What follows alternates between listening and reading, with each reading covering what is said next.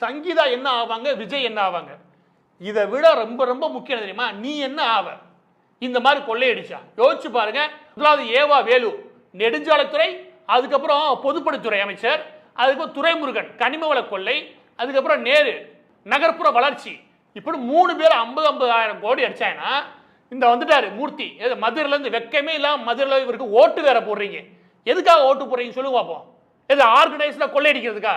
65,000 கோடிடா இந்த நாட்டை விட்டு போயிருக்கோம்.